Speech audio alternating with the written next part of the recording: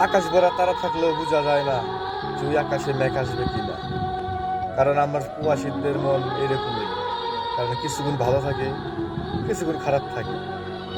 মাঝে মাঝে মনে হয় যে বাংলাদেশ চলে যায়, কিন্তু যেতে পারি না। কারণ হলো রেল বেল করে আসা, অনেক টাকা পয়সা বা খরচ করে আসা। এ কারণে, কারণ আমরা চাই সবসময় ফ্যামিলির মানুষ ভালো থাকুক বা আমরা ভালো রাখতে চাই।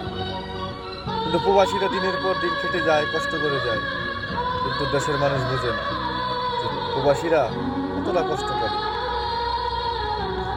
কারণ এই কষ্ট করতে করতে একদিন হাড় ভাঙা পরিশ্রম করতে করতে একদিন সফলতা নেমে আসবে আমাদের উপর। আর আমরা সেই অপেক্ষায় আছি যে আমরা সব সময় যে ফ্যামিলির মানুষ ভালো থাকুক বা আমরা ভালো থাকি, আমাদের ছেলে মেয়ে ভালো থাকুক, আমাদের মা বাবা ভালো থাকুক, সেটাই আমরা চাই। কিন্তু এ দুর্প্রবাস আইসা কেউ হাল ছাড়বেন না, কারণ হাল একদিন ধরে রাখলে সফলতা একদিন হবে না। আর সফলতা হলে তখন প্রচুর পরিশ্রম করতে হবে।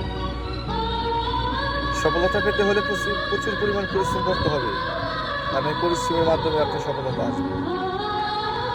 সবাই ভালো থাকবেন। আসসালামু আলাইকুম। পরে আবার দেখা হবে।